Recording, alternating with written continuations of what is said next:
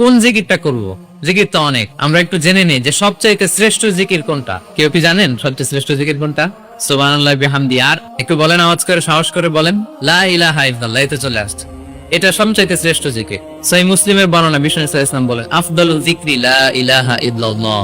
সবচাইতে শ্রেষ্ঠ জিকির হচ্ছে লা ইলাহা ইল্লাল্লাহ। আপনার কাছে মনে হয় এটা তো সিম্পল, এটা তো সবাই জানে, এটা তো সবাই পড়ে। না, আল্লাহ তাআলার কাছে এটা অনেক দামি, সবচাইতে শ্রেষ্ঠ জিকির। এটা একটা বিপ্লবী বাণী, এটা একটা সুমহান বাণী। এটাকে বলা হয় কালিমাতুত তাওহীদ, একত্ববাদের ঘোষণা আছে এতে। লা ইলাহা ইল্লাল্লাহ, আল্লাহ ছাড়া কোনো ইলাহ নেই, কোন উপাস্য নেই, কোন বিধানদাতা নেই, কোন আইনদাতা নেই। এটা সুমহান বাণী, এটা যাচ্ছে তাই ছোটখাটো কোনো বাণী নয়। লা ইলাহা ইল্লাল্লাহ আফদালুল যিকরি লা ইলাহা ইল্লাল্লাহ। অবসর পেলেই, সময় পেলেই করবেন লা ইলাহা ইল্লাল্লাহ, লা ইলাহা ইল্লাল্লাহ, লা ইলাহা ইল্লাল্লাহ। এটা কালিমাতুত তাওহীদ, আল্লাহ তাআলার সুমহান বাণী। এটা যে আমাদের কাছে খুব স্বাভাবিক জিকির মনে হয়, এটা এই ব্যাপারটা আবার অস্বাভাবিক না, এটাও স্বাভাবিক। কারণ মুসা আলাইহিস সালামের কাছে এমন মনে হয়েছিল। মুসা আলাইহিস সালাম সরাসরি আল্লাহর সাথে কথা বলতেন। মুসাদ্দারাকে হাকিমে একটা হাদিস এসেছে, মুসা আলাইহিস সালাম আল্লাহকে বললেন, ইয়া রাব্বি আল্লিমনি শাইআন আযকুরুকা বিহি ওয়া আদউকা বিহি। মুসা আলাইহিস সালাম আল্লাহকে বললেন, আল্লাহ আপনি আমাকে এমন একটা জিকির শিক্ষা দেন যে জিকিরটা দিয়ে আমি আপনাকে ডাকবো, আপনার কাছে চাইবো, এবং এটা আর কেউ জানবে না, আপনি আর আমি। তো আল্লাহ বললেন,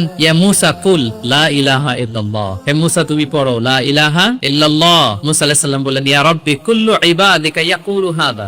হে আল্লাহ, আপনার সব বান্দাই এটাই করে, লা ইলাহা ইল্লাল্লাহ তো সবাই জপে, সবাই করে। আমি তো স্পেশাল কিছু চেয়েছিলাম, ইন্নামা উরিদু শাইআন তাফুসুনি বি। আমি এমন কিছু চেয়েছি যেটা স্পেশাল, এটা এই নামে আমি ডাকবো আর আপনি জানবেন, আর কেউ জানবে। স্পেশাল একটা জিকির আমাকে শিক্ষা। তখন আল্লাহ তাআলা বললেন, ইয়া মুসা লাউ তাদাউ লা ইলাহা ইল্লাল্লাহ ফি কাফফা। মুসা তুমি যদি লা ইলাহা ইল্লাল্লাহকে মিজানের এক পাল্লায় রাখো, ওয়াতানাউস সামাওয়াতু সাবউ ওয়াল আরাদিন ফি কাফফা, আর সাত আকাশ আর সাত জমিন যদি আরেক পাল্লায় রাখো, লা ওয়াজাহাল কাফফাতু লা ইলাহা ইল্লাল্লাহ। মুসা মুহূর্তেই লা ইলাহার পাল্লাটা ভারী হয়ে যাবে। সুবহানাল্লাহ।